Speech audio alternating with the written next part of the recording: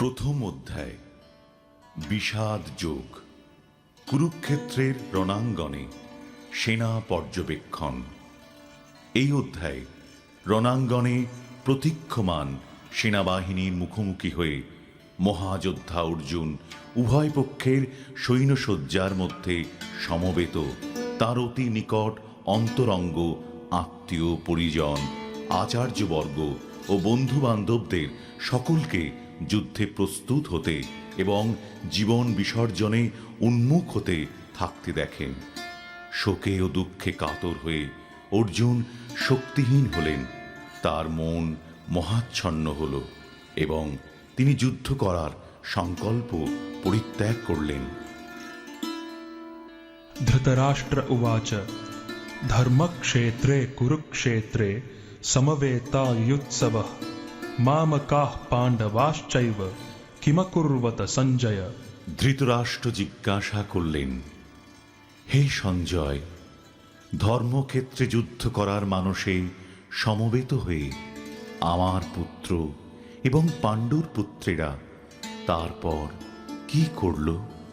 সঞ্জয় উবাচ দৃष्ट्वा तु पाण्डवानीकं व्यूढं दुर्योधनस्तदा आचार्यम् उपसंगम्य राजा वचनमब्रवीत्।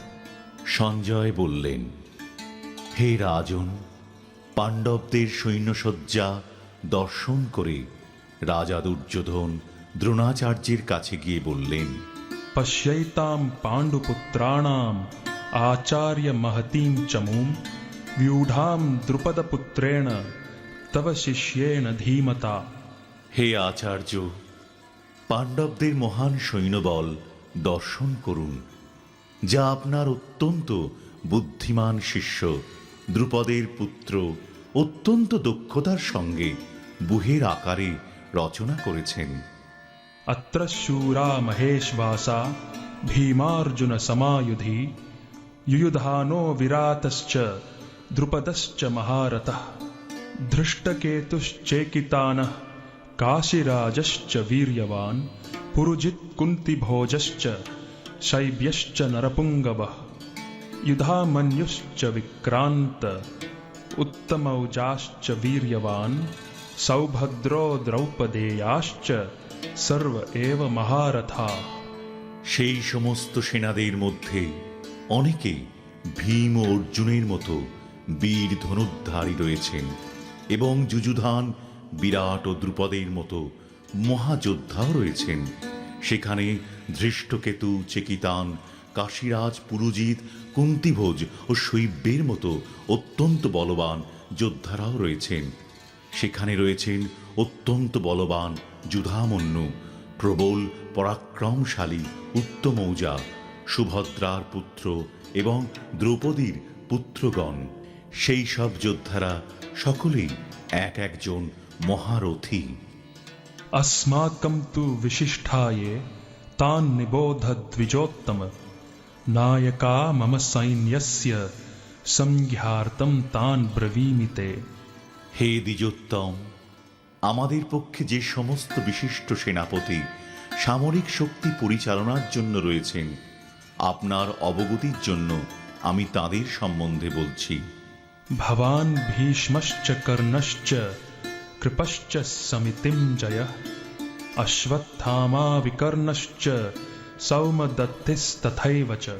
সেখানে রয়েছেন আপনার মতোই ব্যক্তিত্বশালী ভীষ্ম, কর্ণ, কৃপা, অশ্বত্থামা, বিকর্ণ ও সোমদত্তের পুত্র ভূরিশ্রবা, যারা সর্বদা সংগ্রামে বিজয়ী হয়ে থাকেন। अन्ये च बहवः शूरा मदर्थे त्यक्तजीविताः नानाशस्त्रप्रहरणाः सर्वे युद्धविशारदाः। এছাড়া আরও বহু সেনানায়ক রয়েছেন যারা আমার জন্য তাদের জীবন ত্যাগ করতে প্রস্তুত। তারা সকলেই নানা প্রকার অস্ত্রশস্ত্রে সজ্জিত এবং তারা সকলেই সামরিক বিজ্ঞানে বিশারদ। अपर्याप्तं तदस्माकं बलं भीष्माभिरक्षितं पर्याप्तं त्विदम् एतेषां बलं भीमाभिरक्षितम्। अयनेषु च सर्वेषु यथा भागम् अवस्थिताः भीष्मम् एवाभिरक्षन्तु भवन्तः सर्व एव हि। আমাদের সৈন্যবল অপরিমিত এবং আমরা পিতামহ ভীষ্মের দ্বারা পূর্ণরূপে সুরক্ষিত, কিন্তু ভীমের দ্বারা সতর্কভাবে সুরক্ষিত পাণ্ডবদের শক্তি সীমিত। এখন আপনারা সকলে সেনাব্যূহের প্রবেশ পথে নিজ নিজ গুরুত্বপূর্ণ স্থানে স্থিত হয়ে পিতামহ ভীষ্মকে সর্বতোভাবে সাহায্য প্রদান করুন। तस्य सञ्जनयन् हर्षम् कुरु वृद्धः पितामहः सिंहनादं विनद्योच्चैः शङ्खं दध्मौ प्रतापवान्। তখন কুরুবংশের বৃদ্ধ পিতামহ ভীষ্ম দুর্যোধনের হর্ষ উৎপাদনের জন্য সিংহের গর্জনের মতো অতি উচ্চনাদে তাঁর শঙ্খ বাজালেন।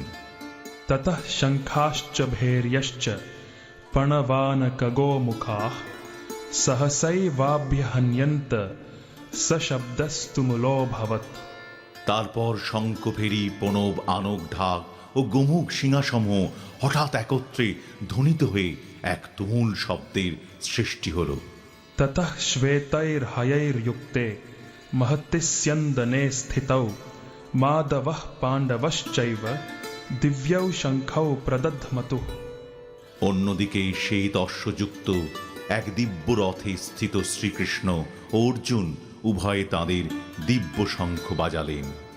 पाञ्चजन्यं हृषीकेशो देवदत्तं धनञ्जयः पौण्ड्रं दध्मौ महाशङ्खं भीमकर्मा वृकोदरः।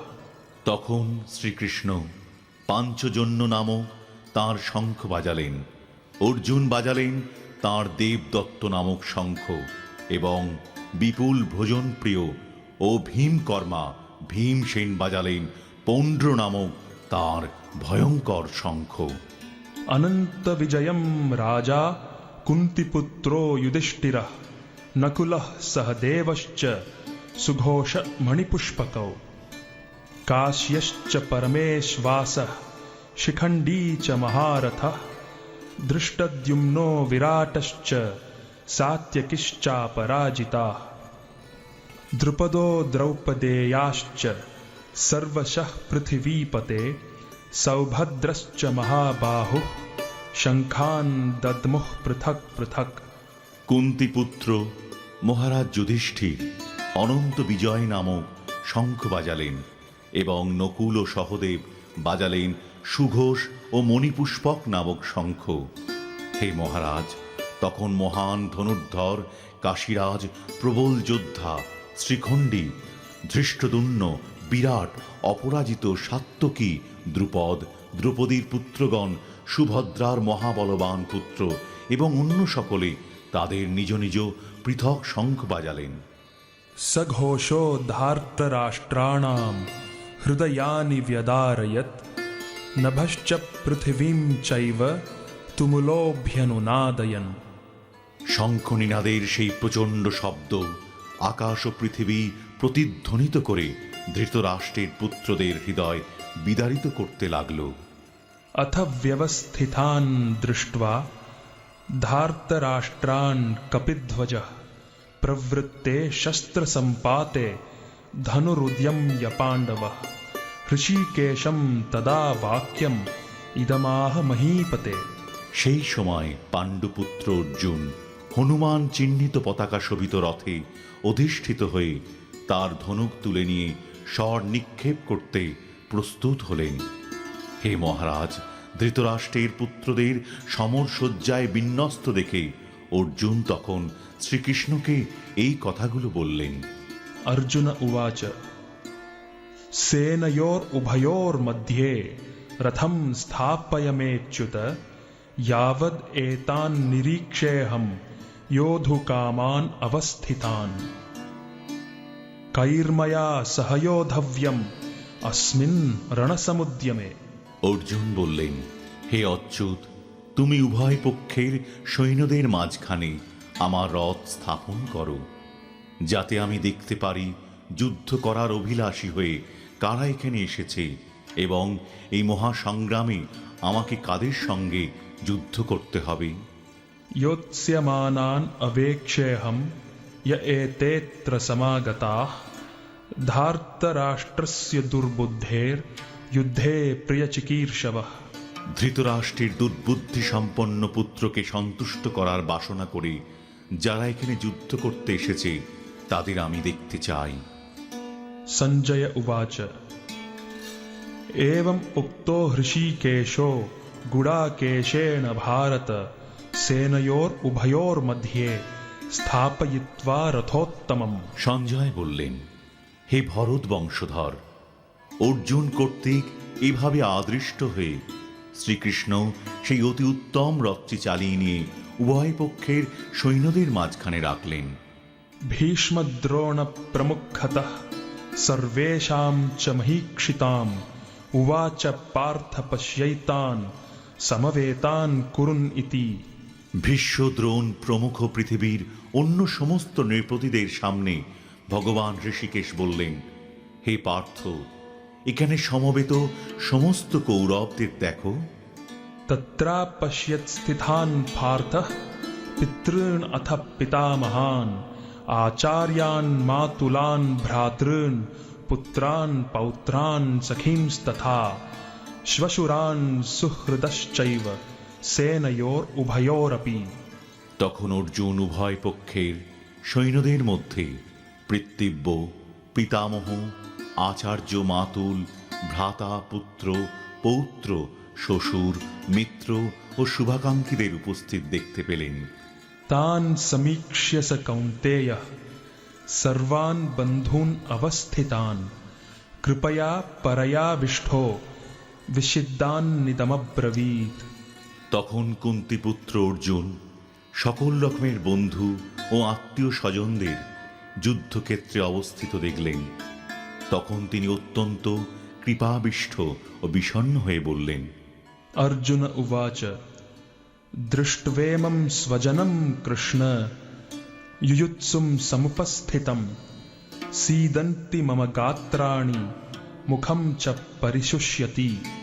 অর্জুন বললেন, হে প্রিয়বর কৃষ্ণ, আমার সমস্ত বন্ধু বান্ধব ও আত্মীয় স্বজনদের এভাবে যুদ্ধভিলাষী হয়ে আমার সামনে অবস্থান করতে দেখে আমার অঙ্গ প্রত্যঙ্গ অবশ হচ্ছে এবং মুখ শুষ্ক হয়ে উঠছে। वेपथुश्च शरीरे मे रोमहर्षश्च जायते गाण्डीवं श्रंसते हस्तात् त्वक्चैव परिदह्यते। আমার সর্বশরীর কম্পিত ও রোমাঞ্চিত হচ্ছে, আমার হাত থেকে গাণ্ডীব খসে পড়ছে এবং ত্বক যেন জ্বলে যাচ্ছে। न च शक्नोम्यवस्थातुं ब्रह्मतीव च मे मनः निमित्तानि च पश्यामि विपरीतानि केशव। হে কেশব, আমি এখন আর স্থির থাকতে পারছি না, আমি আত্মবিস্মৃত হচ্ছি, আমার চিত্ত উদ্ভ্রান্ত হচ্ছে। হে কেশী দানবহন্তা শ্রীকৃষ্ণ, আমি কেবল অমঙ্গল সূচক লক্ষণসমূহ দর্শন করছি। न च श्रेयो अनुपश्यामि हत्वा स्वजनमाहवे न काङ्क्षे विजयं कृष्ण न च राज्यं सुखानि च। হে কৃষ্ণ, যুদ্ধে আত্মীয় স্বজনদের নিধন করা শ্রেয়স্কর দেখছি না। আমি যুদ্ধে জয়লাভ চাই না, রাজ্য এবং সুখভোগও কামনা করি না। किं नो राज्येन गोविन्द किं भोगैर्जीवितेन वा येषाम् अर्थे काङ्क्षितं नो राज्यं भोगाः सुखानि च। तैमेव स्थिता युद्धे प्राणां त्यक्त्वा धनानि च आचार्याः पितरः पुत्रास्तथैव च पितामहाः मातुलाः श्वशुराः पौत्राः श्यालाः सम्बन्धिनस्तथा एतान्न हन्तुम् इच्छामि घ्नतोऽपि मधुसूदन। अपि त्रैलोक्यराज्यस्य हेतोः किं नु मही कृते निहत्य धार्तराष्ट्रान्नः का प्रीतिः स्यात् जनार्दन। হে গোবিন্দ, আমাদের রাজ্যে কি প্রয়োজন, আর সুখভোগ বা জীবন ধারণেই বা কি প্রয়োজন? যখন দেখছি যাদের জন্য রাজ্য ও সুখভোগের কামনা, তারা সকলেই এই রণক্ষেত্রে আজ উপস্থিত। হে মধুসূদন, যখন আচার্য, পিতৃব্য, পুত্র, পিতামহ, মাতুল, শ্বশুর, পৌত্র, শালক ও আত্মীয় স্বজন সকলেই প্রাণ ও ধনাদির আশা পরিত্যাগ করে আমার সামনে যুদ্ধে উপস্থিত হয়েছেন, তখন তারা আমাকে বধ করলেও আমি তাদের হত্যা করতে চাইব কেন? হে সমস্ত জীবের প্রতিপালক জনার্দন, পৃথিবীর তো কথাই নেই, এমনকি সমগ্র ত্রিভুবনের বিনিময়েও আমি যুদ্ধ করতে প্রস্তুত নই। ধৃতরাষ্ট্রের পুত্রদের নিধন করে কি সন্তোষ আমরা লাভ করতে পারব? पापमेवाश्रयेद् अस्मान् हत्वैतान् आततायिनः तस्मान्नार्हा वयं हन्तुं धार्तराष्ट्रान् सबान्धवान् स्वजनं हि कथं हत्वा सुखिनः श्याम माधव। এই ধরনের আততায়ীদের বধ করলে মহাপাপ আমাদের আচ্ছন্ন করবে। সুতরাং বন্ধু বান্ধব সহ ধৃতরাষ্ট্রের পুত্রদের সংহার করা আমাদের পক্ষে অবশ্যই উচিত হবে না। হে মাধব, লক্ষ্মীপতি শ্রীকৃষ্ণ, আত্মীয় স্বজনদের হত্যা করে আমাদের কি লাভ হবে? আর তা থেকে আমরা কেমন করে সুখী হব? यद्यप्येते न पश्यन्ति लोभोपहतचेतसः कुलक्षयकृतं दोषं मित्रद्रोहे च पातकम्। कथं न ज्ञेयम् अस्माभिः पापाद् अस्मान् निवर्तितुं कुलक्षयकृतं दोषं प्रपश्यद्भिर्जनार्दन। হে জনার্দন, যদিও এরা রাজ্য লোভে অভিভূত হয়ে কুলক্ষয়জনিত দোষ ও মিত্রদ্রোহ নিমিত্ত পাপ লক্ষ্য করছে না, কিন্তু আমরা কুলক্ষয়জনিত দোষ লক্ষ্য করেও এই পাপ কর্মে কেন প্রবৃত্ত হব? कुलक्षये प्रणश्यन्ति कुलधर्माः सनातनाः धर्मे नष्टे कुलं कृत्स्नम् अधर्मोऽभिभवत्युता। কুলক্ষয় হলে সনাতন কুলধর্ম বিনষ্ট হয়, এবং তা হলে সমগ্র বংশ অধর্মে অভিভূত হয়। अधर्माभिभवात् कृष्ण प्रदुष्यन्ति कुलस्त्रियः स्त्रीषु दुष्टासु वार्ष्णेय जायते वर्णसंकरः। হে কৃষ্ণ, কুল অধর্মের দ্বারা অভিভূত হলে কুলবধূগণ ব্যভিচারে প্রবৃত্ত হয়, এবং হে বাজ্ঞেয়, কুলস্ত্রীগণ অসৎ চরিত্রা হলে অবাঞ্ছিত প্রজাতি উৎপন্ন হয়। संकरो नरकायैव कुलघ्नानां कुलस्य च पतन्ति पितरो ह्येषां लुप्तपिण्डोदकक्रियाः। বর্ণসংকর উৎপাদন বৃদ্ধির ফলে কুল ও কুলঘাতকেরা নরকগামী হয়।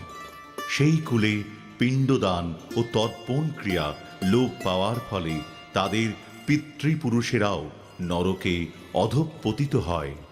दोषैरेतैः कुलघ्नानां वर्णसंकरकारकैः उत्साद्यन्ते जातिधर्माः कुलधर्माश्च शाश्वताः। যারা বংশের ঐতিহ্য নষ্ট করে এবং তার ফলে অবাঞ্ছিত সন্তানাদি সৃষ্টি করে, তাদের কুকর্মজনিত দোষের ফলে সর্বপ্রকার জাতীয় উন্নয়ন প্রকল্প এবং বংশের কল্যাণ ধর্ম উৎসন্নে যায়। उत्सन्न कुलधर्माणां मनुष्याणां जनार्दन नरके नियतं वासो भवतीत्यनुशुश्रुम। হে জনার্দন, আমি পরম্পরাক্রমে শুনেছি যে যাদের কুলধর্ম বিনষ্ট হয়েছে তাদের নিয়ত নরকে বাস করতে হয়। अहो बत महत् पापं कर्तुं व्यवसिता वयं यद्राज्य सुखलोभेन हन्तुं स्वजनम् उद्यता। হায়, কি আশ্চর্যের বিষয় যে আমরা রাজ্য সুখের লোভে স্বজনদের হত্যা করতে উদ্যত হয়ে মহাপাপ করতে সংকল্পবদ্ধ হচ্ছি। यदि माम् अप्रतीकारं अशस्त्रं शस्त्रपाणयः धार्तराष्ट्रारणे हन्युस् तन्मे क्षेमतरं भवेत्। প্রতিরোধ রহিত ও নিরস্ত্র অবস্থায় আমাকে যদি শস্ত্রধারী ধৃতরাষ্ট্রের পুত্রেরা যুদ্ধে বধ করে তাহলে আমার অধিকতর মঙ্গলই হবে। संजय उवाच एवम् उक्त्वार्जुनः सङ्ख्ये रथोपस्थ उपाविशत् विसृज्य सशरं चापं शोकसंविघ्नमानसः। সঞ্জয় বললেন, রণক্ষেত্রে এই কথা বলে অর্জুন তাঁর ধনুর্বাণ ত্যাগ করে শোকে ভারাক্রান্ত চিত্তে রথপরি উপবেশন করলেন।